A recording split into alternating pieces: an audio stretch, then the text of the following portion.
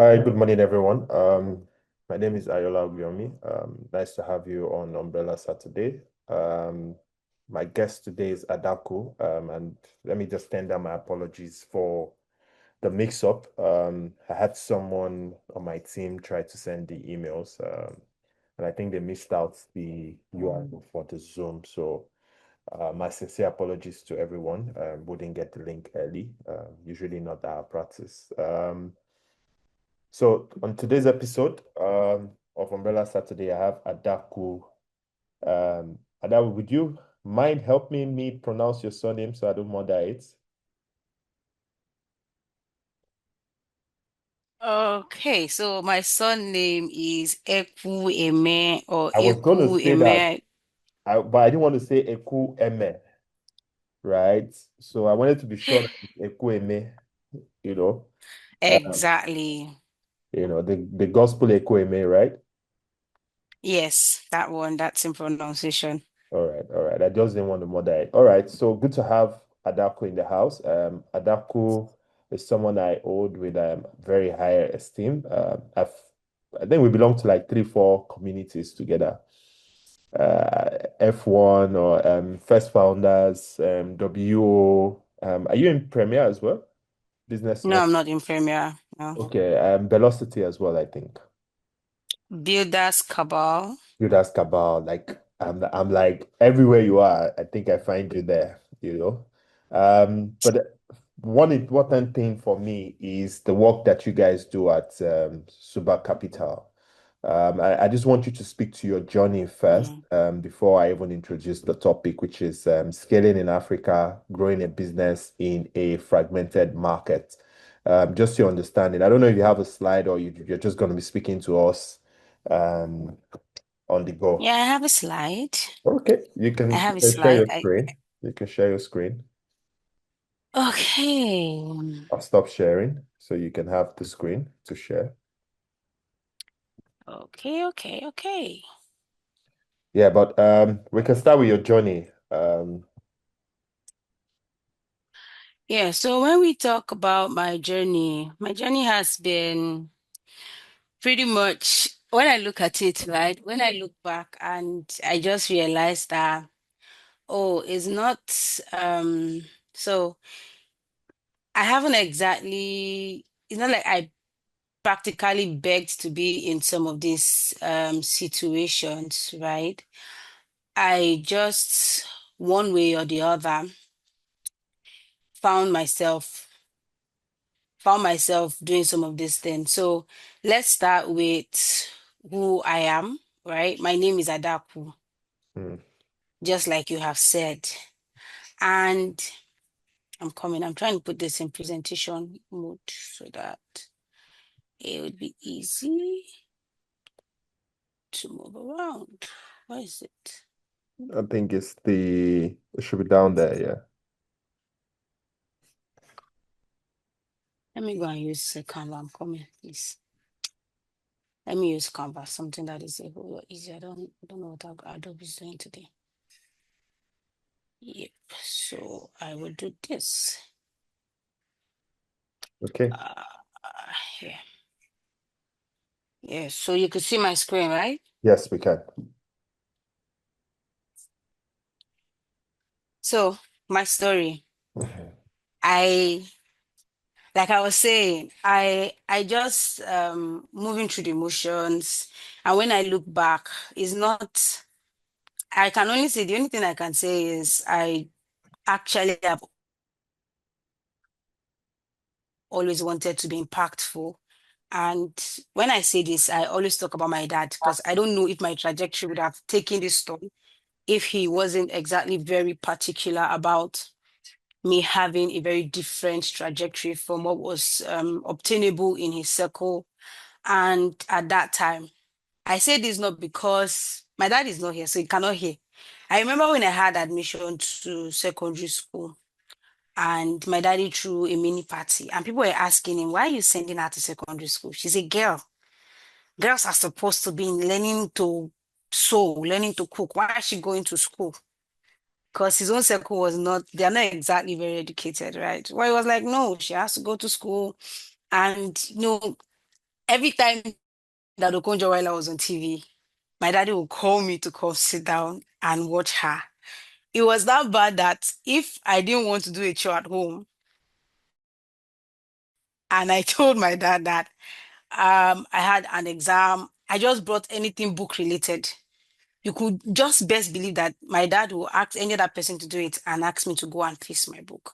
So he has always given me that. So that's one of the things that have helped my foundation. So growing up, going to school, I have my first degree in ecotourism. It's not related to finance, but because I've always liked economics rather, but that's where I will talk about guardian counselors for secondary school. I mean, I did well in economics, I did well in commerce, all of those things. But because everybody was running to sciences, I went to science and then I went to study ecotourism and wildlife management.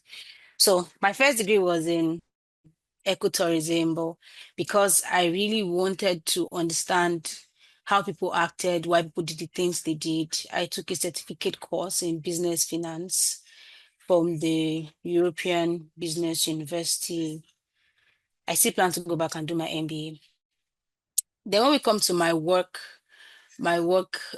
history, I've always been in operations. So everywhere you find people trying to build something, that's where you find me. So I my first experience was in an educational establishment, but I practically was everywhere. So before long, I was shifted to the operations department where everything that was happening had to go through me or they had to ask me. And I just found myself trying to build around that sphere. How did I get into SUBA Capital? So when I stumbled on SUBA, I really liked what they were building at that time. Reason being because I'm Igbo, and if there's something about Igbo people is that they like business. So I grew up. My dad had a business, a shop. We like to call it a business, no, business center. But as I grew up, I found out that it was not a business center. It was a shopping market. It was a shopping mall, a very small one. So when we were growing up, things were pretty easy, but as I began to grow, responsibilities were much. I saw that he began to struggle with his business and trying to access loans was not exactly easy in those days. I'm talking early 90s. It's either they are asking for collateral that he didn't have. We didn't have a house in our town, and we had just one car. So we were not going to give you our one car. Neither did we have a house for collateral for the business. And so we just kept struggling like that. And after school, after my dad passed, my mom was also running the same business, but consistently, I feel like she was being cheated of her money. Why? Hmm. We all came together as a group. All of us don't have money. We are supposed to be contributing that money, right? They Which call is it like meeting Ajo. or ajo. Mm-hmm. Yes, we are supposed to be contributing that money so that when it is my turn, I should have my money, right? Mm-hmm. But that's not what happens. They will contribute the money. No doubt you will get a bulk sum, but they pay levies. Apart from paying levies, it turns to a social function. So somebody's child is getting married. I'm not against all of those things, but I just felt like the reason why we came here was so that we could raise money. I remember one time when she told me that they had taken like 150 from the money. And I was like, I was really upset, right? But I can't do anything because that's the rule. And she knew before she joined. So that's how it has been. And not just my mom. So when I went to building Super Capital, I was really very interested. And I didn't come in to, co-found or anything. I just wanted to build the technology because that's something I've always loved. I've always loved building. So that's how I got to Super Capital. And it's been what? 2022 till now. That's 3 years. It's been amazing. The Okay, stories from our users great. have I, been I, great. I Yeah. I wanted to say that you spoke about some of the challenges that I think that still exist in modern day finance, right? Or in modern days capital markets. where some people still ask for collaterals, they still ask for unnecessary things. How are you guys navigating it at Super Capital? Okay, so at SUBA Capital, what we're doing is you have absolute control, right, Mm, over your finance. It's a lot of education, to be honest, because people are very weary of technology. mm, But I'll talk about that later on. So what we are doing is absolute control of your finance. You you might not get it upfront when you join us, right? But whatever you contribute, the only thing that we are taking from you is just the 2% withdrawal. So as long as your money is there, there's no deduction whatsoever. We mm. are only taking 2% for processing. That's all we take. So all of the monies that you contribute is yours to keep, is yours to do whatever you want. And if you've used our product or our service for a while, it allows us to be able to okay, we trust your transactions. We can then do what? We can give you your funds upfront. So you get, if for instance you need 300,000 to pay your rent, right? Mm. You get the 300,000 upfront and you can continue your contributions until you pay it off, and whatever is left you can continue to keep for future purpose. And so we also leverage the adjust system. Okay. How do we leverage that? So if you want to use Suba, for instance, you are not asked to bring your employment history, you're not asked to bring your house CFO, you're not asked to bring the particulars for your car. All we ask you to do is bring two of your friends, right? Who you trust and who trust you. Let them join the system. So Is, by the time you is are that also not applying is that to, not you get guys? upfront capital. Is that not you guys trying to use me to onboard two additional customer? I like that statistics. That's a very brilliant statistics. Very honest. That is Yeah, very so interesting. we are killing two birds With with one one stone. stone, Mm, actually. mm. I like that. I like that. So you're onboarding Yeah. two people, two new people, just because one person is trying to get onboarded, and avoid the lengthy KYC. I like that. So let's jump into your slides. I have a couple of questions. I find Suba's model very interesting. So there are a lot of questions I have for you today, from an operations perspective. And then we can start. Okay, so what is scaling? When we talk about scaling, scaling is not merely about increasing the user number, right? It involves creating sustainable systems that can adapt to the complexities of markets. And this means building strong distribution channels that foster trust to ensure repeatable success. Now, when people talk about scaling, I think we also had that challenge at a point, and that was when we had to revisit our books. Mm, We were in one of these grants programs, and what one of the things they required was to have to increase our users, and that's one of the reasons why I'm actually very happy and about this topic. We did the whole jambajantics, the whole gymnastics to increase our downloads, our onboarders, and stuffs like that. When you increase the user number and it is not easily repeatable, mm, that is not scaling. You need to have a system in place that ensures that you can continue to repeat the system that helps you to acquire these users. right. And you do that sustainably. Why am I hammering on sustainability? Mm, If you are running, for instance, let's say you are running digital ads, mhm, right? That means that you are you are going to be burning, maybe you rely solely on digital ads to get your customers. You burn so much money, but you also have to consider your runway. You have to consider other costs. So relying solely on digital ads, for instance, is not exactly sustainable, mm, except of course you have a deep pocket. For us, our pocket is not deep.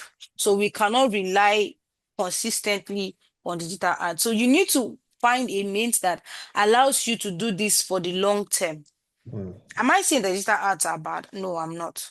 I'm just saying that even when you want to consider digital ads, you need to also ensure that it is something that you can do repeatably. Take, for instance, when we were doing that program and we were running ads, the instant our ads, we stopped our ads and we reduced our ads budget, it just seemed like the whole thing was about to tank.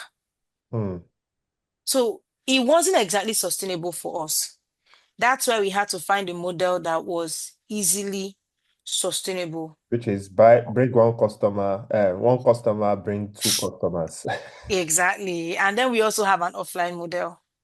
That one is something that is more relatable when we talk about building trust, Hmm. right? So me bringing two of my friends is me saying, I trust this product. I want both of you to come join me, right? Yeah. But the offline model is also it also leans heavily on the trust factor. Hmm. Okay, so now let's talk about what people have sold to us. So I remember in the early days when we had conversations, I can't remember who we had the meeting with, and he was telling us about wait list and telling us about how that with ads we can, we can do so many wonderful things. And like I said earlier, I am not exactly against ads. Ads are great. Ads are what they are great, but you need to also consider sustainability. So let's take, for instance, people are copying what is obtainable word for word in the Silicon Valley model, right? And trying to superimpose it on Africa's system. And that is not exactly sustainable because take for instance now, Silicon Valley had realized on digital ads and campaigns for growth.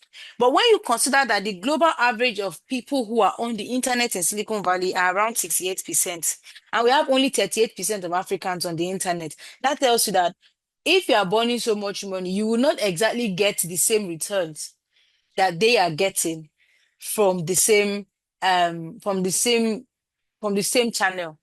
And so that is one of the reasons why it is failing. It is failing because Africa's market lacks infrastructure and trust is limited. Trust is limited in Africa in the sense, especially when it then has to do with money. Ha. When you deal with people's money, you realize that there's no trust in Africa. Even the person that, right?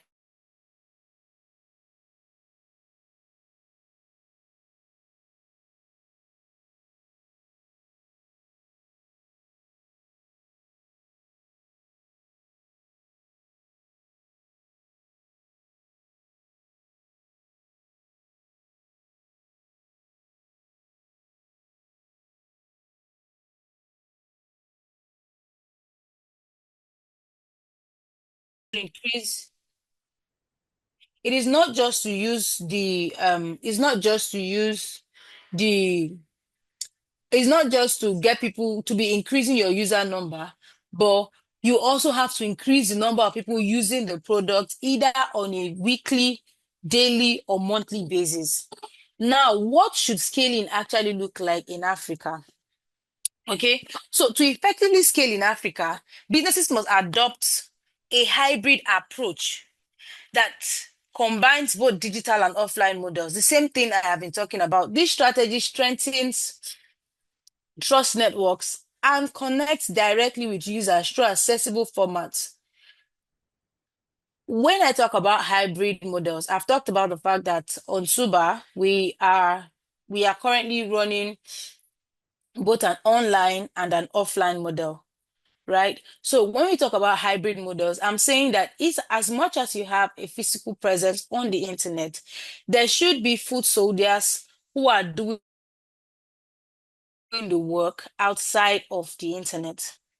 We talk about building community, right? That's how you build trust. You need to have a community of people who use your product. How are you going to build these people? How are you going to ensure that this, some people, what happens is that when we talk about community, right, people just gather people together and say they have a community. But when you drop an update, how many of them check these updates that you have?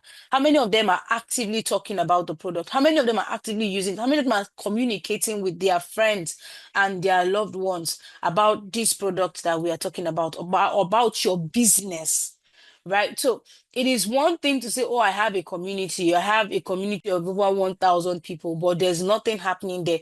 It doesn't translate in your business. It doesn't help your business.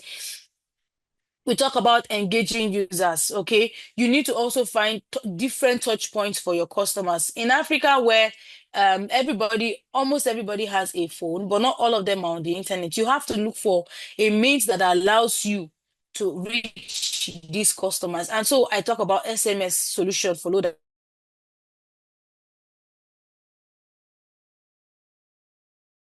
of them are not on the internet. Majority of them don't have access to see your products there. But if you touch base with them, when they register, you send SMS, you have conversations over what they do, about what you're doing, what are the things that the upgrades you are pushing and things like that. You all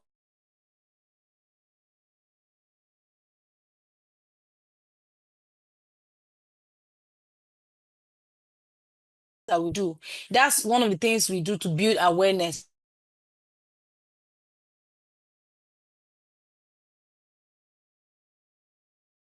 It doesn't it might not look like so much work, but if you do it rightly, it would help your business to grow. So let me talk when I talk about awareness and how that it helps us to grow.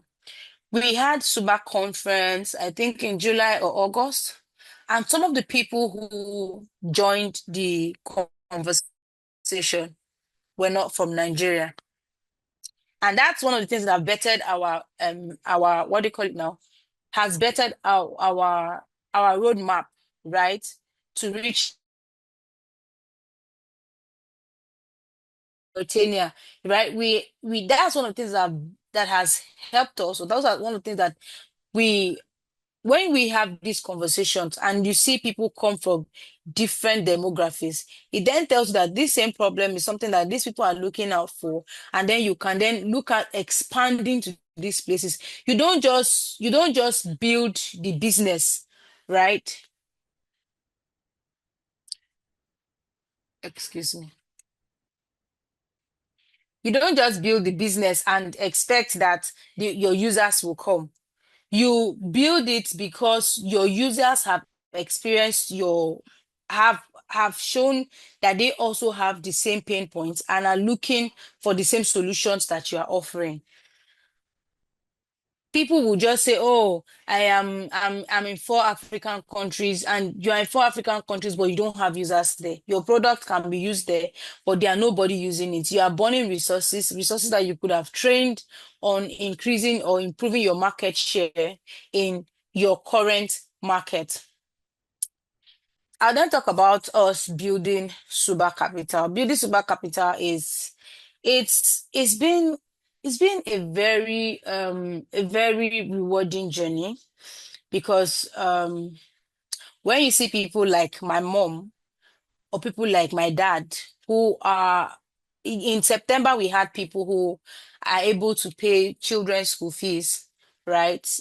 Because school just resumed, simply because they are customers at SUBA, right? This is something that if they were on other platforms or with their regular groups, they would have to also make they have to make plans for whatever will be cut off because of the fees that are attached to those their agile groups. So when we see the people who have used our solutions, the people who are using our solutions, it gives me great joy, right? And it's one of the reasons why I am always very ecstatic. Anytime you tap me and say, come and talk about SUBA Capital, I am always ecstatic. So building SUBA Capital, we are combining both online and offline strategies.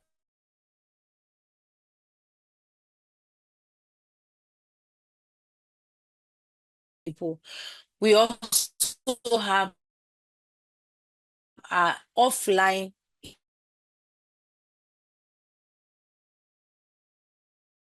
our market is quite diverse. We have the young professionals, people who are, there is this proliferation of investments markets, people building investments. Everybody's talking about investing. And so people are looking for where to invest and stuff like that, right? That's one demography. You might say it is affordable right now, but how many of them can consistently afford over 500,000 at a go? So what we do is we break it down.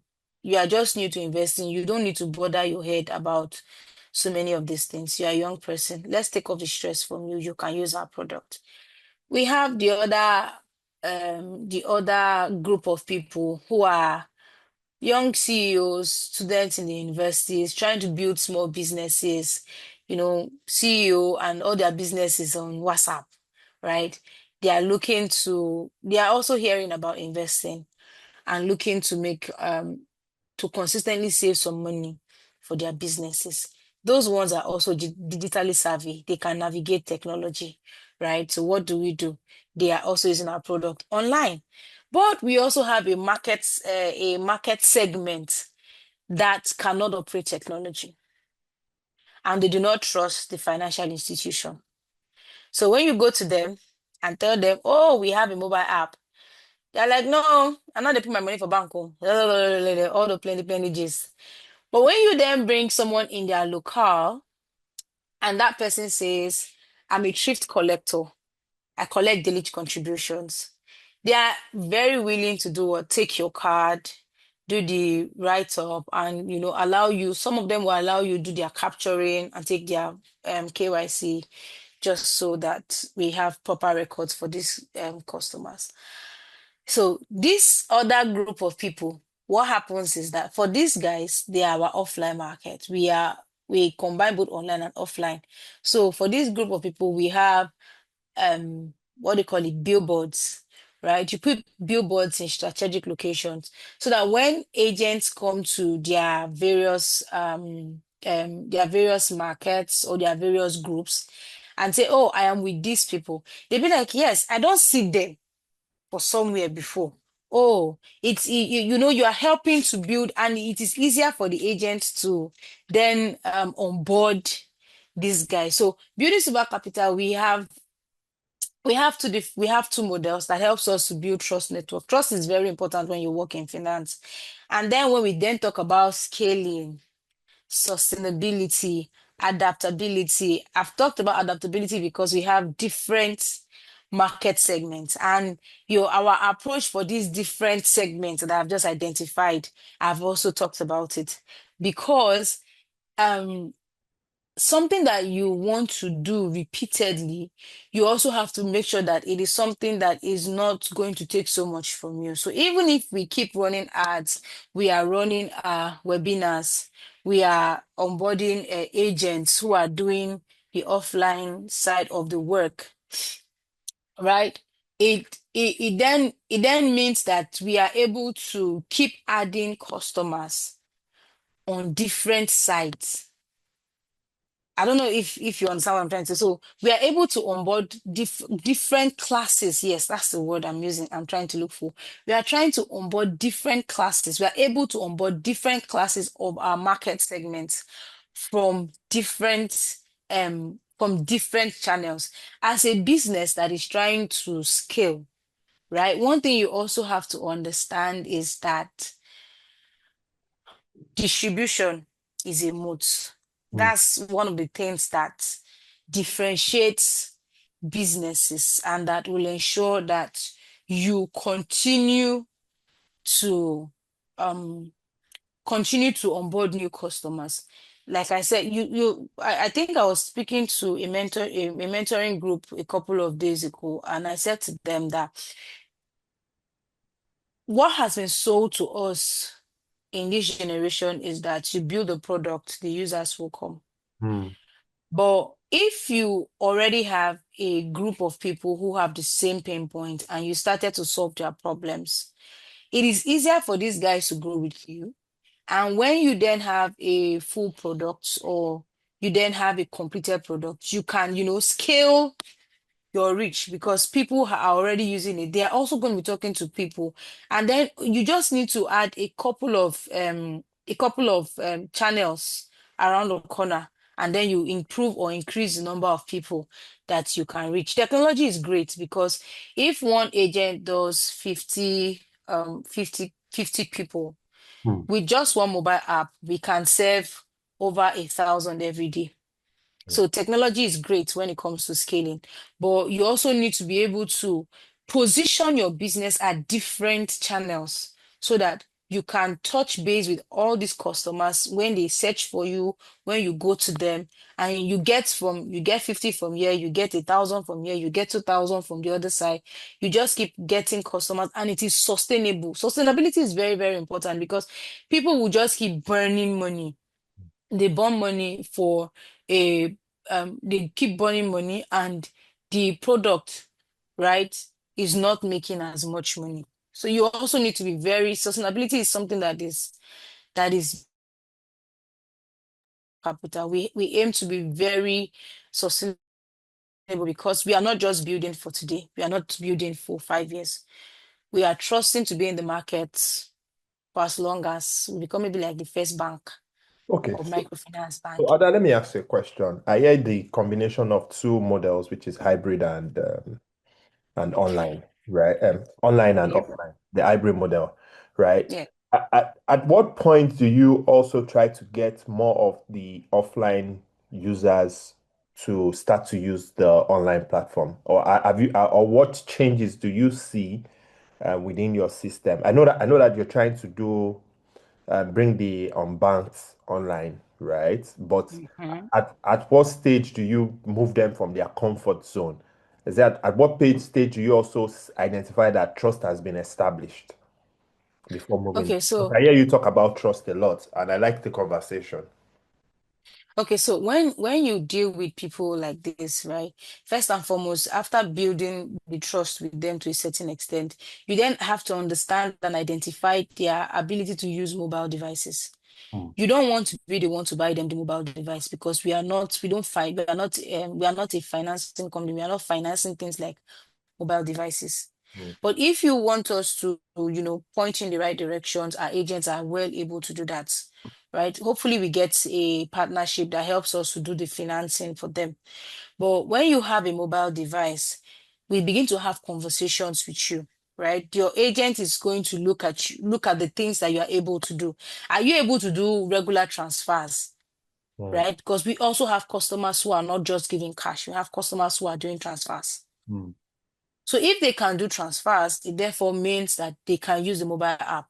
Hmm. Our mobile app is it's very easy to use, and one of the features that we basically imputed into it is a- allowing our customers to be able to do transfers Hmm. because it reduces the stress for them. And if it's something that they're already used to, it means that they can stay with us longer. So once you begin to notice that, okay, this customer has a mobile device, how often they use the mobile device, right? You begin to bring the conversation and tell them that, I don't have to always come to your shop and collect your money, right? I Transfer. can help you to and you just do your transfer. Hmm. What some people also do is their customers come to buy, and if that is the money that the customer is coming to buy that day, the customer says, "Ah, Mama, I not get cash, oh, na transfer I want do." They give them their SUBA Capital account, and then they do their transfers there. Hmm. So it's just about monitoring how comfortable they become with technology. Hmm. Maybe somewhere we can do a partnership that allows us to provide financing for things like that. But for now, when you get a mobile device, you're able to use it, you are comfortable with it. We can then begin to have the conversations. When you are comfortable, we do the switch and then you can continue on your own. Hmm. So how do you adapt your products or services to different cultural, regulatory, and economic environment in Africa? How do you guys do that? Okay, so when it comes to adapting our services, I think I mentioned that we have different segments within the super capital business. We have the young professionals, we have those WhatsApp CEOs Hmm. or young people who are CEOs. We then have the people who are not on the internet, who are offline and stuff like that. So you need to first and foremost understand where they fall in the model, Okay. right? So if you understand where they fall, it is easy for you um to profile or reach out to these guys and onboard them. But when it comes to regulatory, I think that's one of the things that we are all currently trying to work on. We are trying to find out some of the regulatory frameworks for Kenya and which other country was that? Is it Rwanda also? Yeah, because you cannot expand. I know somebody who downloaded the product and was trying to use it from Benin and he called us and told us that, oh, I'm trying to use the product. I cannot complete KYC and stuff like that. We then try to troubleshoot what's the error you are getting. He's unable to tell us exactly the error. So by the time we asked where he was, he said he's in Benin Republic. And we're like, oh, you can't use our product there in Benin because we don't have the regulatory frameworks. So the first thing when you come on the product is our KYC. Take KYC very, very important, or very, very KYC is very important to us, right? So by the time you get to that screen and you're unable to proceed further, then you are trying to reach out to us. So what we do is before we go to a new market, we try to complete the regulatory Framework. requirements. Yes, so that when users finally come on board, it reduces whatever frictions that they are expecting or that we expect them to get. Mm. Okay. I just let you go back to your slide. I don't know if there are questions for Ada. Maybe you can just raise up your hands using the raise your hands icon so that we can take your questions while she goes. Yeah, I think I'm pretty much done. Yeah, Okay. questions and So answers. so I'm pretty much so done. I, Oh, I, come I on. have I have a couple of questions as well, Ada, and maybe I'm just asking for founders, right? What were the biggest challenges you guys faced when trying to scale across multiple countries? What were the biggest beyond regulatory now? Was it language? Was it understanding even the? I know that we might say that Ajo is across Africa, maybe. I don't know if there's any data to back that it's a cultural or a behavioral pattern across Africa where people do the susu or ajo model or stuff like that. But I know that people save in collective for their businesses, and maybe that's like an opportunity for SUBA capital scaling into those markets. But what were the biggest challenges that you faced? I know that usually as CEOs or as founders, we make a lot of assumptions sometimes to say that if it works in Nigeria, it will work anywhere in any other African country. I'm sure you've also said that to your team that as long as it works Wow. here, oh, it will work in Kenya, it will work in South Africa. Nigeria is the heartbeat of any adaptation. As long as it can work here, it will work there. But you also need to understand that they have things that they're used to, like M-Pesa, like the rest of the mobile money network that they use there. So why would I want to, adapt to a new model? So maybe you just want to speak to things like that. Okay, so I think the first challenge apart from regulatory compliance is trust, Hmm. right? So when you come to a new market, people are going to be very suspicious. And because we are dealing with people's finances, trust is something that you keep building it because the you would basically almost be starting afresh. Hmm. Trust is very, very important. And how do we gain access to these people? You don't want to go around burning money on Advertorial. ads. Yeah. Yes, when you haven't exactly gotten people to give you feedback. So trust is also is one very big one very big barrier when it comes to scaling across Africa. People need to be able to trust you, and because you are new in their system, there is this then another thing is currency swap, Hmm. right? So there is this there is this I don't know where they get there, but when you say you are a fintech or you are a microfinance or something like that, people automatically take that to mean that you are a bank. So for us as SUBA Capital, right, we are not doing payment services, neither are we doing banking services where I can transfer to somebody else. Mm. So people would typically want to, they come and they download and then they're saying, okay, let's get onto it. And then they're asking to transfer. We're saying, no, you can't transfer, even though you spent such a long time educating them that we are not necessarily a bank, Mm. right? That's also another problem. Then the issue of communicating with these people in a manner that they understand. Language. Yes, they are all informal. They are all an informal market, but there is some similarities in that they are not exactly on the structured or regulated banking system. They all do groups. They trust their groups. But by the time you want to, you are now trying to, there are some things that are peculiar. Let's take, for instance, to the Ghanaians in their offline market, right? That are not exactly peculiar here in Nigeria. So you also need to be able to communicate to them. What they all have similarities in their pain points, but there are some things that are specific. If you cannot come and tell them that they are collecting dues, like they collect in their just system here Mm. in Nigeria, if they are not collecting dues, there, it doesn't make sense to them. Mm. If they are not collecting dues there and they are getting their full money's worth, it doesn't make sense to them. So you also need to, they are all having the same problem, but you need to be able to speak to them in a manner that um, conveys the challenges that they face and how that you are solving that problem too. All right, thank you, Ada.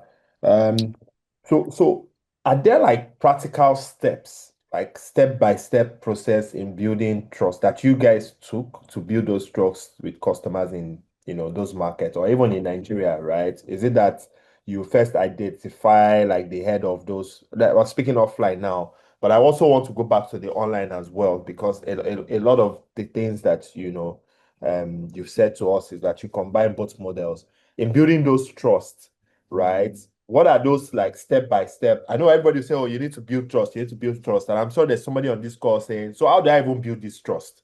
Right? How do I Okay. even let these people trust me? Am I going to put certified by SEC, certified by EFCC or IPCC, and then maybe because those bodies have certified me to be licensed to do the business, then maybe trust is there. So I want us to, break down what this trust really looks like, step by step.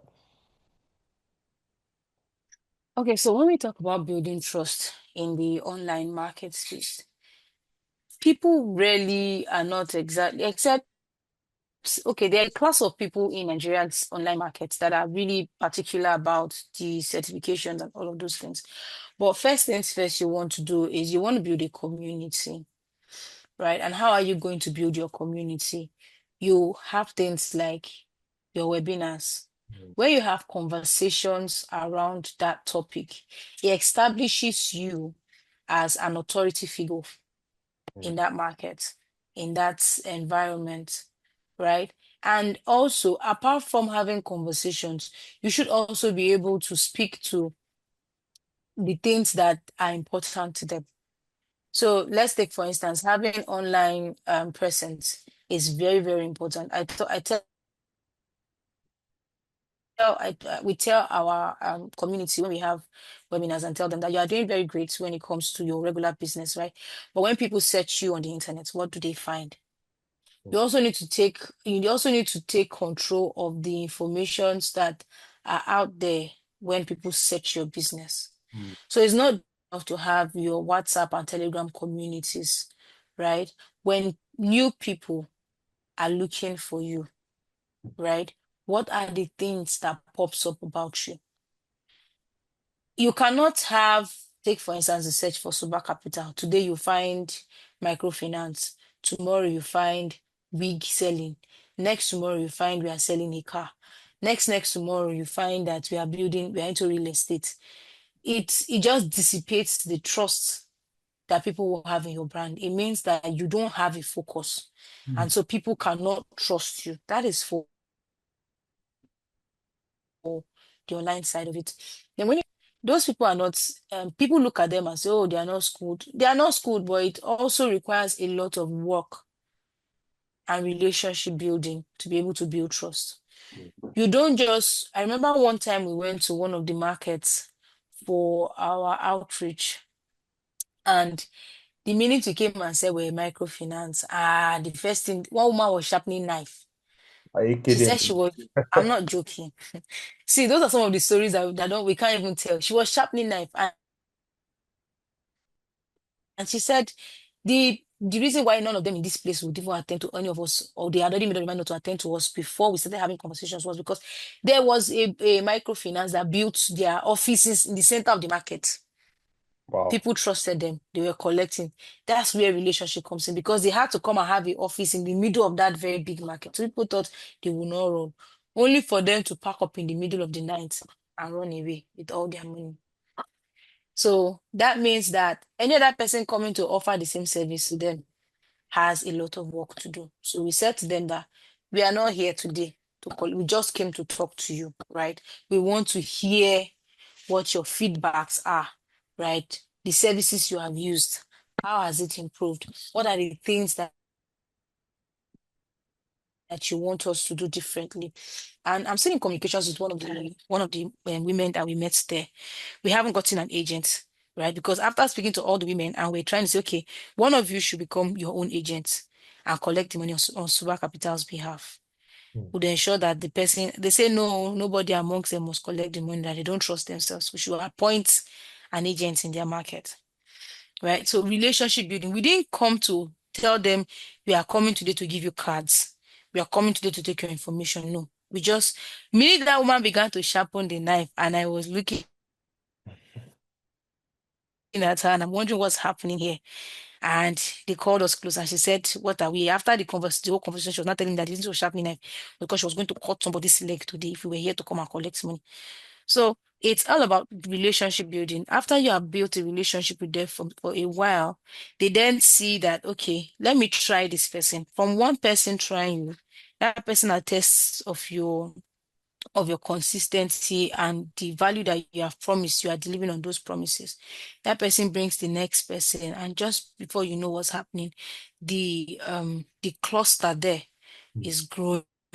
So that's how we approach trust for both the online and the offline side of it. You don't come forward and say, I want to collect from you. People should know what you want to give to them first. Mm. If you are giving to them the right values, then they will trust you to give you in return. Okay, so I also want to believe that you have some investment in your business. How do you guys balance the speed of investors asking you to expand the products, go into new markets? How do you balance all that investor conversation? I know you mentioned, the Silicon Valley model is not necessarily the right model for Africa, but of course, when you take an investor money, they are thinking scale, they're thinking sustainability, they're thinking adaptivity, they're thinking distribution. They're thinking trust, all these things that you said that is important to scaling, right? But how are you able to manage the speed of scale? Okay, so when it comes to investors, right, I often believe that before you take an investor's fund, you should be aligned. It's not just to collect their money, because when you collect the money, it then puts you under unnecessary pressure. If you do not If you take the fund, an investor is saying, go to this place, go to that place, go to this place, go to that place, how much did the investor give you? Will it be sustainable to go to that new market? So there has to be some alignment between the investor and us as a business. I think in 2022, we had that challenge where the investor was always on our necks, and he was we had to have a conversation and say we cannot exactly do the things that, because at that time I think we're just transitioning from agri tech to fintech. We cannot exactly go the route that you're asking, because you need to put a brake on it. Agri-tech is suffering some backlash with fire burning the farm, having issues with off-taking. You then want us to, if we get new farms, who's going to farm it? Mm, What's the assurance that those farms will also not suffer the same fate? mm, Right? So there has to be a balance between the investors and the business. And that's also one of the reasons why I'm a proponent for your customers being your primary funders. Because if your customers are your primary funders, it makes it easy for you to achieve some form of foundation, right? So that on that foundation, you can now build skill. mm, Because if you collect from investors without having a foundation, it will be difficult to scale. They will now come and tell you that the African founders don't know what they are doing, they are eating the money. Or all of us together, we are part of the problem. Plus, you that gave us the money, you that were pressuring us to scale when the foundations were wrong. All of us together, we are part of the problem. But only founder will bear the brunt of the whole issue. So there has to be an alignment between the founder and the investor, the business rather, the business and the investor. You provide some solutions. You tell us, oh, you have access to these people, you have access to that people. Great. We'll take those suggestions, we'll have those conversations and see how where it fits on our map. If the trends favor it, we probably would go on with it. But if the trends are not favoring it, we can also have some conversations and tell you that, oh, the trends are not favoring this thing. So, and this is how it impacts the business. mm. That's just it. Patient capital, actually. Sha. Are there moments where, you guys try to, let's even say scaling within the Nigerian markets? Because of course, people think that when it's scaling, when you talk scaling, that you mean cross-border, right? But scaling can even be that you move your business from Lagos Arieko market to Ibadan, Dugbe market or Mokola market, or you move from Ibadan to Port Harcourt. That's also you scaling the products, right? Yeah, Are there yeah. situations where you've tried to scale, or are there moments that when trying to scale, you know, it almost failed or even failed? And what were the learnings that you guys took from it, to be able to better off moving forward? Okay, so I'll take for instance when I think we tried to go to what state was that? And the problem we had basically was we didn't have somebody on ground, right? So we didn't have somebody on ground. If people downloaded the product in a different place from where we have people, we have operation bases in Edo, we have in Uyo, we have in Port Harcourt, right? So if people that are outside of these locations have issues, they don't have where to turn to, they don't have who to reach, it becomes difficult to see continuation or sustainable usage Mm. in those locations. So even when we run targeted Advertising. ads, right, we try to stay within the locations, yes, within the locations where we have operation bases. Because without an operational base, people's trust would be Eroded. broken. Yeah.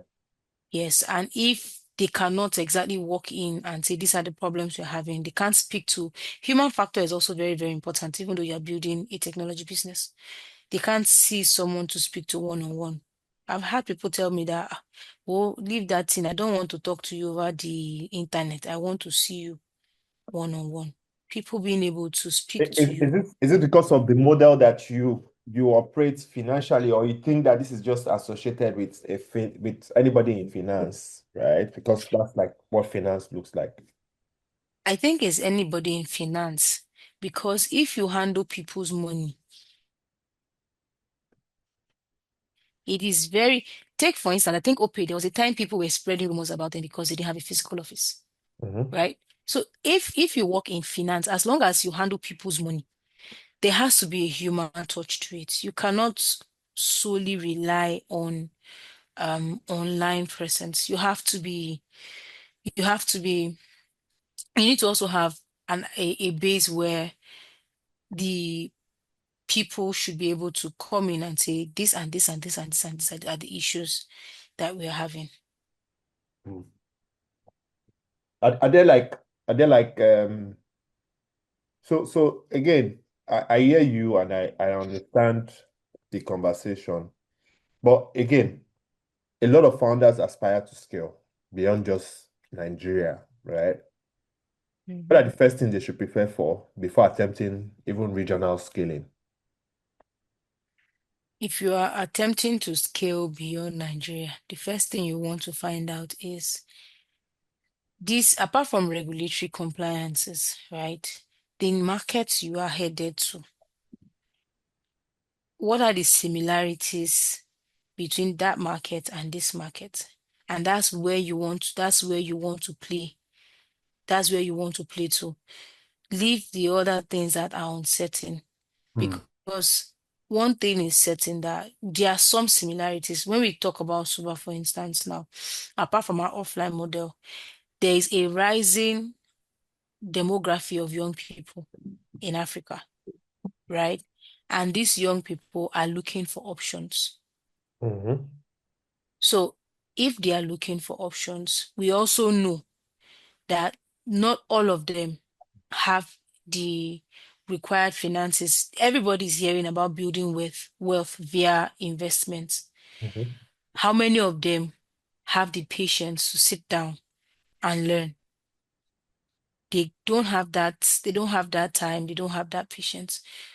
So you will sell what is similar to that same market group, which is we are all young people. We need to begin to make investments now. And the time you don't have to spend all your time learning about investments. All you need to know is that investing is you have to repeatedly, put aside money and let it, do the work for you. That's all you need to know. Suba Capital is your partner for that purpose. You play to a similarity where you already have strength. So by the time you begin to onboard people or customers in those new markets, the data from their usage will then advise you on the things that you do differently or how else to introduce new verticals in those markets. Hmm. So do you think that the fragmented African market is an opportunity or a challenge? Would you say It is both or a challenge? an opportunity and it also a challenge. It is an opportunity in the sense that both the scattered markets, right? They seem to be growing at the same time. Hmm. So it offers, you can stay in the same industry, right? And offer um, different products to these different markets. That's where the opportunity comes in. But the challenge is the fact that you would be you'll be spending so much resources trying to balance all of these verticals. And sometimes the communication itself also has to be is also a challenge because these people don't understand what these people do. And when you speak to these people and for whatever reasons, a different fragment of the market are hearing and saying, "Mm-mm, this is not what they are supposed to be doing." You then have to spend resources trying to educate these people that we are still, no, that's just the challenge with a fragmented market. You are spending so much resources trying to ensure that these people are on the same frequency and that you keep their trust. But other than that, the fragment is an opportunity because our population is growing and so are the fragments growing. So you just have to have a way to take some shares of the market from all these sides of the fragments. That's the opportunity there. Yeah. So how do you guys approach partnership at Super Capital? Let me create a context to my question. I know that oftentimes when African founders think of scaling into cross countries or into other countries, um, I have a model in my head that says rather than going there to build an entire team or going there to build an entire operations, how about I I look for someone doing something similar, but maybe on a small scale, and partner with that person and then scale. one thing for me is the person already understands the regulatory environment. The person already has a little bit of uptake that we can build on. Also has the environment or local nuances of the market, understands it way better.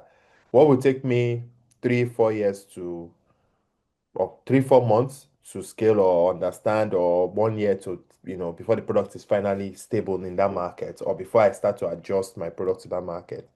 I'm able to partner with someone there, offer more services, acquire some of their users there, and then maybe after a while acquire the business. Do you think that, okay, sorry, I see my internet is unstable. Can you still hear me? Do you think that, or Yes, I can. what's your model to partnership in that regard? Okay, so for us, yeah, what we typically tend to do, right, is to introduce new products, our products as just introduce our product to that new market. But something that, from what you have said, I think we were having a conversation with a group that we're looking to partner with, AI, right, within not necessarily buying them out. We are now providing our service as an added service To them? to this particular product. Yes. So that's something that we can also explore because it means that we don't have to do all the work from the ground. But currently, what we tend to do typically right now is we just introduce a switch within our product that allows people in the new markets to download the product, select their location, and they use the same service in that locale. Because remember, I talked about similarities. What are the similarities in the markets? That's where we play to. We are not trying to do so much things differently. Mm. We are just trying to play in the same, and that will help us do things different in those markets. That's how we approach expansion. But for partnerships, we probably have KYC partners. We have partners that do all the third parties. But we are also looking to see provider APIs and then see that other people who play in those already established markets, right, with fair users and stuff like that, just provide a service as an addition I, to I what know they currently do. I know that earlier when you were speaking, you spoke about having a webinar and you saw traffic from other markets. What are the other signals that say to a founder it is time to to scale? What are those signals? That's, when a founder sees those signals, then it means that it's time to scale. Okay, so one of those signals would be that apart from having people call in or people being attracted to what we currently do, is to identify the trends in those places, Mm. right? So one of the trends that are very prolific in Africa, for instance, is that we have a very young population, Youth market. right? Yes, it's a market, and we all need ways to serve them. Mm. Then take, for instance, in the UK, where we are currently also expanding there. Hopefully by the second quarter in 2026, we should be live, right? Is the trend in the UK is the increasing immigrant communities, right? So What that's are what some of the that's what pain you're points that leveraging they in that have? market. Yes. So that's the trends that we are looking at. So apart from having these people come to being attracted to the things that we do, you see us on the internet and you want to be, you want to try it out. Looking out for trends that are specific to your market class, your markets, your business kind and your model should also be able to tell you when to go into that market. Okay. I think that I would let the community ask a few questions. I don't know if there are any questions from the audience. Please just raise your hands. Let me try and see if you have a question for Ada. You can just raise your hand and or you unmute your mic so that I can take the question. Um, Ada, it sounds like in every market you need a team. That's a lot of human capital. From an operations perspective, how do you manage the human capital?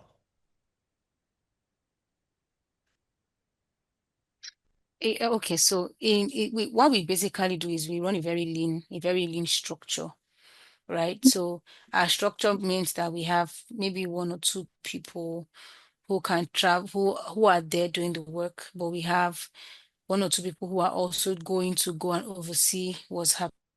You don't necessarily, and another good thing with our product is our offline market doesn't allow, we are not employing our agents, right? So it's not like we then have to employ people to do the work. We have a commission-based system for our agents. So it's more or less like another income stream for those agents. So that's how we manage. We are not, we are a very lean team. We don't expand our working capital or our human resource as much. We try to, at most one or two people in a new market, people who understand the business, who would do the talking, who would help people when they are confused. But when it comes to things like the offline side of it, we are not employing the agents. So we are not exactly taxed with the cost of paying salaries and stuff like that. Mm, mm. Okay, let's speak scaling and revenue structure. Does the revenue model change per market, or you still try to maintain your revenue model? Yeah, we try to maintain the same revenue model. But when we see an opportunity, right, to do things differently, take for instance the financing that I talked about. Mm, Right. So that's also an opportunity. If you have a market where they are ripe for financing, some of the East African markets, right, where financing is a thing, that does not stop us from adding that as the revenue stream. So we try to maintain the same revenue stream, but when we see trends that indicate that we can get an added revenue from this group of people or from this market, we explore it. If it is sustainable, we onboard it and then mm. continue from there. See how we can also try the same in other markets. Okay. One or two final questions before I also check again is as a CEO, right? What are your day-to-day at SUBA Capital? What's like a day-to-day like at SUBA Capital? Plus, does it now mean that when there's a new market? Because I also hear you say you go to the market, you were there, especially when you were making the story of the lady who wanted to, bring a knife out and stuff like that. Do you also go to the field to experience the field, or you just believe that the training of your staff is alone is enough, especially when you're scaling into new markets? No, I typically go into the market. So apart from having our people do the work, right? Once in a while, I also have conversations with customers. I don't need to let you know. We have some of their data. So if I come in my branded t-shirt, Mama, how far now? You be Super Capital customer. Say yes. How our markets they go now? Wait, see our agents do good today. I be waiting. You go like make we do. So you don't, that's not how you start the conversation, right? I'm just trying to show some of the questions that I ask. So I could go into the market, we are in the branded merch. People that are customers already, they see the merch, right? They know that you are one of them. Then you try as much as possible. You price a few here, you price a few there.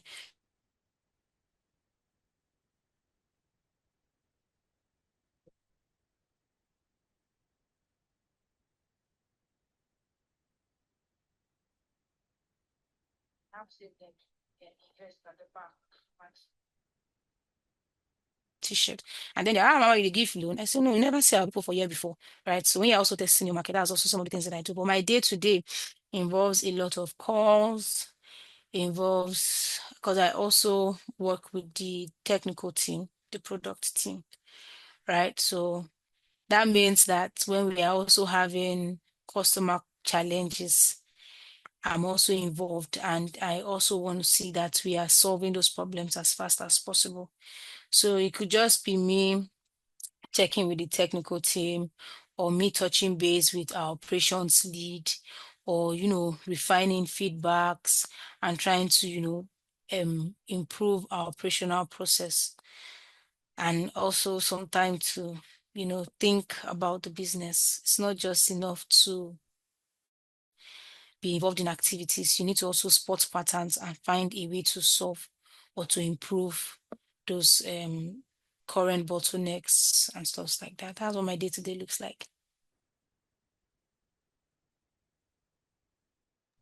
Anyone on the call with questions? For Ada, I think you've done justice to these questions for regarding scaling.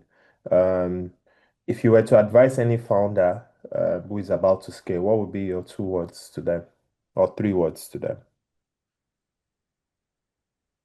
3 words. Okay, so the first thing I would say is get a community. The next thing I would say is to complete regulatory regulations. And then the next I would say is to have a a distribution channel, Mm, right, that touches this group that you're trying to reach, or to or improve your distribution channel so that you can touch more people. mm. What's pivoting? I know you mentioned you guys pivoted from agri to fintech. Fintech. Yes. Um, what was the changes in the model? What was the previous model? What was the changes in the model? How was pivoting that journey? How did it look like? How did the initial customers, were you able to also take that initial customers that you had in the agri-tech into this market, this new product market that you went, or you completely discarded them? Because again, when people pivot products, sometimes your initial product is no longer, or your new product is no longer of offerings to your old products users. Yeah, okay. So we took some of our customers. The thing is, the model is still the same, but majorly before now, right? The main source of revenue was the agri side of it. So we had farms, we had partnership with farmers, right? So in that model, what we did was we had farmers who were trained, who we supplied with improved seedlings and all of the things they needed to get better yield, right? And then we off took from them. We did the trading. So what happened was whatever our community brought together, we just pulled it as a whole and invested it in agriculture, right? But with agriculture becoming very risk intensive, we had to pull out from that because the risk was so much that at a time it took us all out. And so we had to go out of that particular market and then focus on providing this. So the whole idea has always been to serve people, to provide access to capital, but we're doing that using agriculture, right? And since we were always talking about how the agric was the main driver of our financing, it then felt like we were an agri-tech. And because agric was becoming very risk intensive, we had to let go of agriculture and investing in agriculture as a whole, and then stick with strictly financial markets. So whatever is brought in, apart from servicing and providing upfront capital for our customers, we then do things like the regular banking and investment and stuff like that. Mm. Okay. So Ada, thanks for today's session. I don't know, I just open the mic again to anybody who has questions, clarity, requires clarity for anything. Um, Chim, I think your hand is up. I just want to be sure. I don't know if you raised your hands up, but just in case. All right. Just wait a while. If there are no questions for Adaku on this session, I think that it's been very insightful. Maybe we are not at the stage of skill. Okay, there's a question, Bello. So Bello, you can just unmute yourself. Hello, good evening. Good evening, Mrs. Adaku. My question is, at the point of pivoting from agri to fintech, what are the challenges you faced? Okay, so one of the challenges, hi Bello, it's good to hear from you. Pivoting from agriculture to fintech, the challenge we faced was trying to find a market that was going to give us same returns, right, like we had with agriculture. And we had to be very sure because, again, you are dealing with people's money. So trust is also very, very important. We had to be very certain that wherever we were going to put customer funds, right, it was something that we could guarantee to an extent, 99.99999% that you wouldn't lose their money. Then we also had to deal with changing out the tone of our conversation, our brand conversation, because previously our brand conversation had a Greek all over it. So if you see Suba, you probably think of us like corn or cassava, because those are some of the things that were very prominent in our conversations at those times. But right now we had to move away from that and then change our conversations. Your hand is still up. Do you have any more questions? Then, aside the fact that you went from being a an agri company to a fintech company, I also want to ask if how you dealt with the competition in the fintech space. Yeah, so competition, there's competition everywhere, right? So the way to deal with competition is to find your own audience, is to find your own community, right? So I don't know where I heard that. Somebody said that everybody is shouting, everybody's making noise. You cannot wait for them to keep quiet so that you can talk. So you had better be talking so that the people that will even hear you will hear you, because you can't wait for them to keep quiet so that you can talk. So what we did is, well, we began to talk. But as we are talking, we are also building our own community, right? So trying to, if you now see, because there's competition, the market is saturated. The market is definitely, there's so many people there, but what you're doing, what exactly are we doing that is unique to Suba Capital? That's one way to be able to find your own community. I can hear you.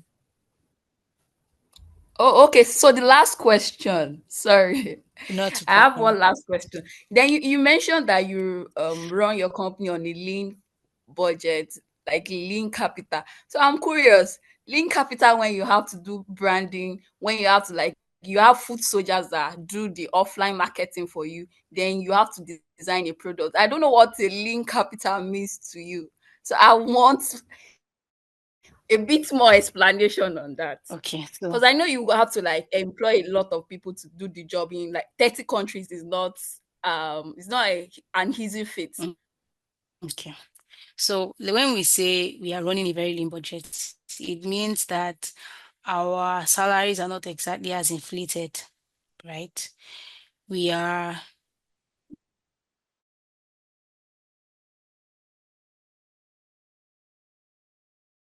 we don't have too many people chasing the same thing, right? So take for instance, here in Edo, Okay. we have at most, I think, 3 people. But when we are now doing the offline side of things, I think I mentioned that our agents are not employed by us. Do you understand? So it's more or less a commission basis. Ordinarily, what is obtainable is that you have these agents employed under you. So you pay them a salary to go out and do these things. We are doing things differently. Our pocket is not deep. So what do? We find constructive ways to work within our lean budget and still be able to achieve the things that we want to do. Sorry, please. What are these constructive ways? What are can you please mention Okay. is Okay, an so example of constructive ways, okay. first and foremost, we know there is a market standard for certain roles like tech, right? Okay. But we we are not employing people that are working in a Mark Zuckerberg's company to come and work for us. If you employ those people, you have to pay them plenty money, right? So we train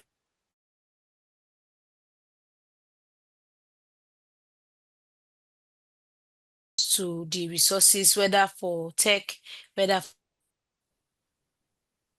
for sales and business, whether for operations, right? We groom them in-house. That helps all of us to learn. Plus this person, yes, that brings the challenge of people poaching your team and stuff like that. But whether you train them or you don't train them, they will go. Will they not? Mhm. They will. You can't tie their leg. They will go. So you do the one that you can do, you leave the remaining one for God. We train them in-house. That means we don't have to spend so much and pay very huge salaries. That doesn't mean that our staffs are not well, because our staff, they are very key to the business that we build. We are very particular about their welfare and balance and things like that. But this is what we can offer, and this is what we do. Instead of employing 10 people to do one person's job, can we get you to come into the office 3 days a week? And this, and these are the things that you do. You do the rest from home. So when you now force people to come to the office every day, you also have to consider the fact that they are going to pay transportation. And transport is not 40,000 on transportation. How much are you expected to pay the person? We have to make some concessions here and there. So that's how we are able to manage a lean budget. All right, Well, ma'am. Thank you so much, ma'am. Thank you, Ada. I was going to ask what a lean budget means on advertising, but I see Ebuka's hand up. And I also hear you speak about, digital marketing or social media ads and, doing the actual work. I think that what you guys have done differently at SUBA Capital is, dude, you've done a lot of product market fits. You know where your customers are, you go to where they are, and you try to harvest them where they are. The other things is just, online presence to balance the mix of audience that you're getting, and then also maybe pass some education to them. Because of course it's a mobile app. Ibuka, I think you can go now. I just wanted to ask that question. Yeah, Ibuka, over to you. Hi, Adaku. Good morning. Ayola, thank you very much for this opportunity. Adaku, listening to all you've done, I think is really, really impressive, right? But one question I have in my journey is how you started. How are you able to bring people to work with you? I know you built a community. How did you do that? What were the steps? What were you looking out for in your first team that you worked with? What were the qualities you were looking out for that helped you, come this far? Please share with us. You see that building of a team. That is a story that I will tell on a very good day. But let me just give you a little of the gist. I think I wrote about it sometime ago on LinkedIn. And I said, the mistake that most of us make is you want to go and hire experienced people when you don't have the fund, right? So the thing is, these people are probably earning somewhere around 700. You now come and say, this is what I'm building, is the next best thing after sliced bread. Even Mark Zuckerberg will be looking for us when we build this thing. The person tells you, oh, not a problem, I will come. What are you offering? I cannot exactly offer to pay so much, but I can do maybe 100 to 150. The person says, sure, I will come. We had a situation where somebody told us that he will build both back end and front end. We used AI. And for like a year, no, not up to a year, maybe 3 to 6 months, this person had nothing tangible. You know when we knew you didn't have anything tangible? Was every time we say we have stand up, come and demo the products that you have built. This Bobo, he will set up somebody that know that he doesn't have anything he has done. He will set up. When it's time to share his screen, you know what will happen? Conveniently, the PC will go off. He will now call your WhatsApp and say, that's how something happened. One person was even in the UK. Have you heard that they take light in the UK before? Couldn't demo that we come and demo on a Sunday. We don't work on Sundays, but we agreed to take that Sunday. We couldn't reach my guy. So we then realized that the problem was, see, people that are will I call it established but are not hungry. There has to be a balance between when the people you are looking for when you are trying to start are people that are trying to prove themselves. They are not going to come out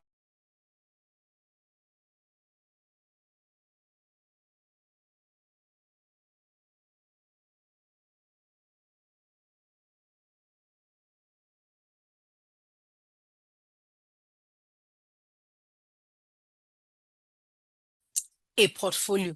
Those are the people you are looking for. So this is what they need. You have the means for them to do the same thing. You meet at a middle ground. This is what I can afford. And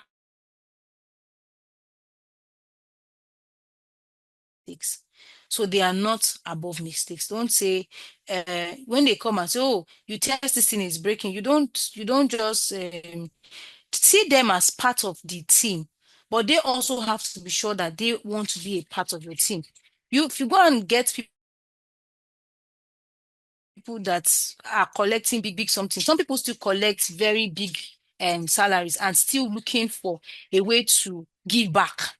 Those people can also fit within your team. It's not the first problem is not the money. The first thing you want to tackle is alignment. What these people are looking for in this role, is it aligned with your business? I don't know if I'm able to give you a good balance, Ibuka. Well, you did a great job. So here's one thing I'm currently facing. Let's say one of your team members is really good, right? Like I said, something I'm currently facing. The guy I know is really good, very talented, and very how do I put this? His work is nice, very nice. I mean, he's even a big shot. But the problem I'm having with him is him being able to deliver. Right? He has done half of the work and then has the other half pending. Handle such situations. Do you tell him, you know what? Because obviously I've reached out to him. I've reached out to him a number of times, and he keeps on telling me, don't be angry, don't be angry, don't be angry. I'm, okay, no problem. I'm not angry. But when will this be done? I'll get it today. I'll get it tomorrow, and 2 weeks will pass by, and nothing has happened. So, how do you deal with this kind of people in your workforce, in your team, given that you're trying to make sure that your product is out in time, before someone else brings something out, and then, you're facing huge competition already, and it's now survival of the fittest. With somebody like that, what I would suggest is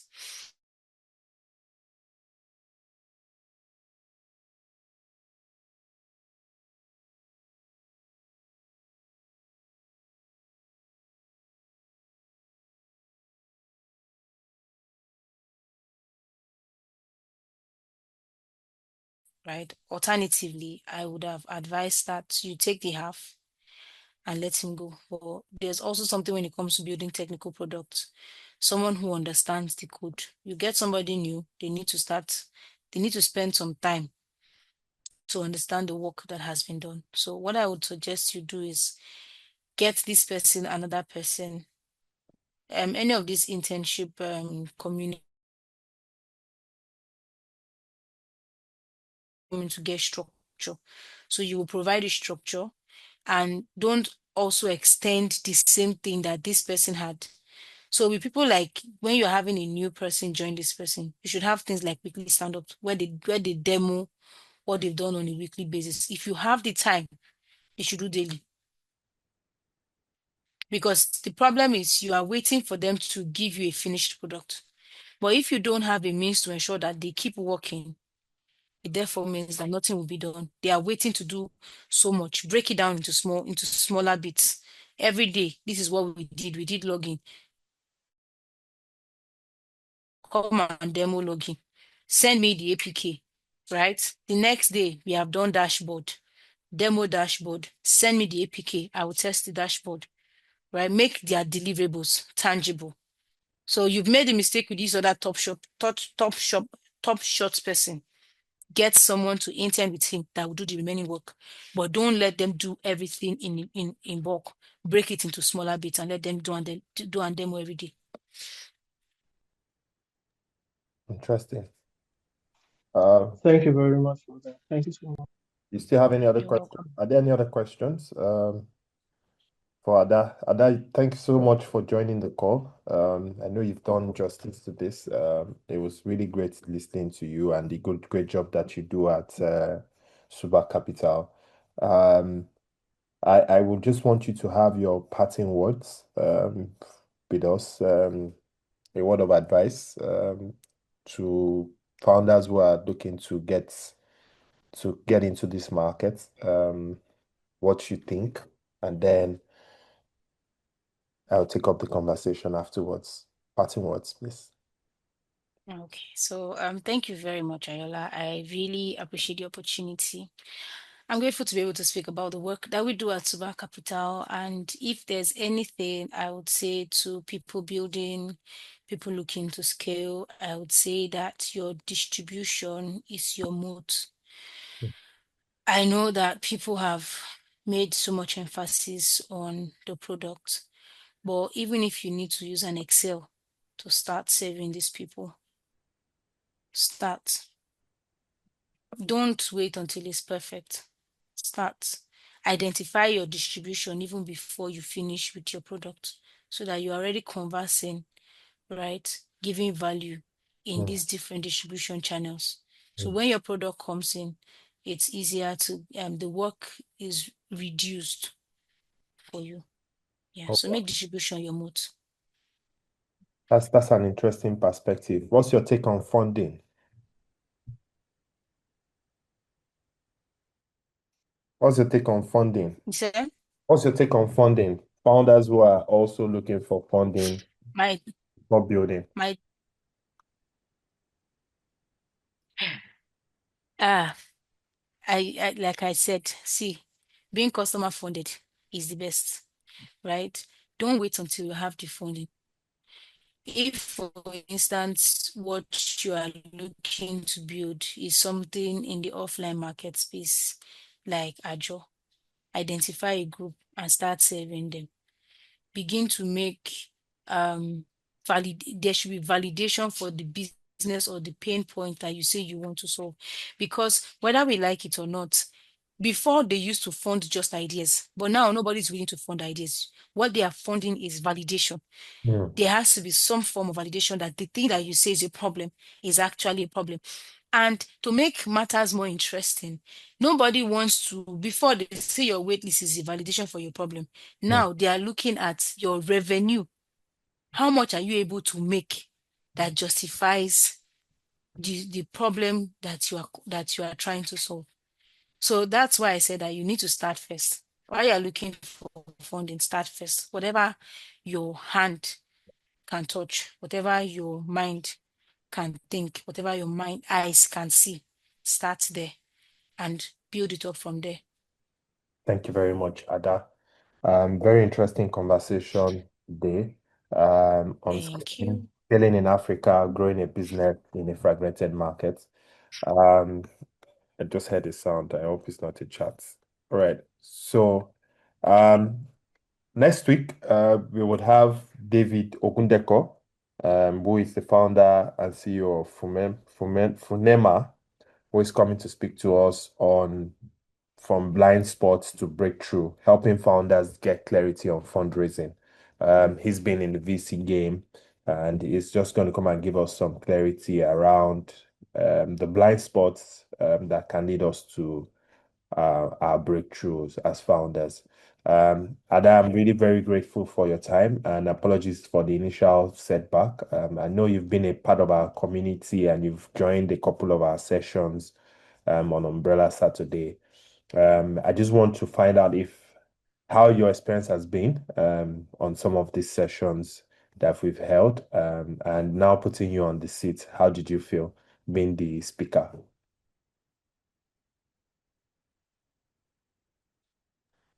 Okay, so the experience has been it's been very educative.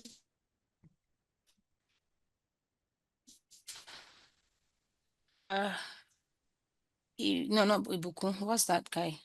I was here for 2 sessions and I liked the conversation. Then I also watched the play for Shola. Yeah. So it's been very educative, and I think that to those of us here in Africa, because whether or not we like it, I like that we're having African conversations by Africans that are building. It helps us with being resourceful, right? Because our demography and everything is a bit different from what you see outside. And as for me being here today, I like that it helped me to, you know, articulate some of the things that we've been doing and that we've not had the time, right, to share. Because if you are building and you're trying to, narrow your focus, it's a bit difficult to. I know people talk about leveraging PR and stuff like that, right?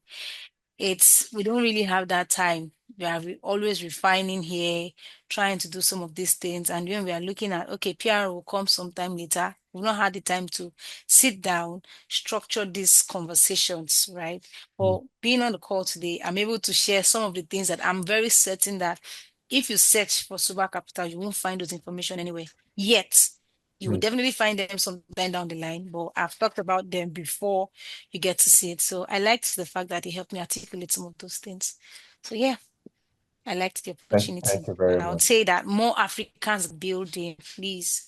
Let's make it a point of contact to have this kind of conversations. It helps us, to exchange our notes, right? So we can compare and contrast what's working for this person that I can bring into my business and stuff like that. Thank you. Well done to you and the Thank team you. at Umbrella. Thank you. I think that my takeout from this entire session is distribution is your moods. That's my next.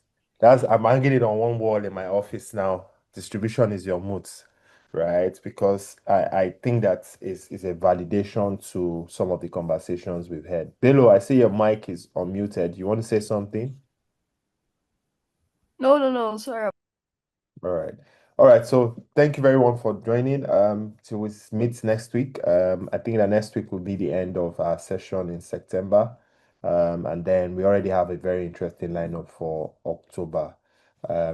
October would be our third year at Umbrella, doing magic and trying to build capacity and value for the African markets. So it will be our anniversary year for us, and we hope that we do something very great where everyone would be present to witness it. To that end, I call it an end, and we'll see you next week. Thank you, everyone, for joining the call. I know some people joined very late. Usually, our sessions run into an hour, 2 hours, 3 hours. But Ada has helped us to say that we can make it shorter than before. And Ada, thanks for being the first person to break this record. All right, have a great day, everyone. Bye. Bye bye.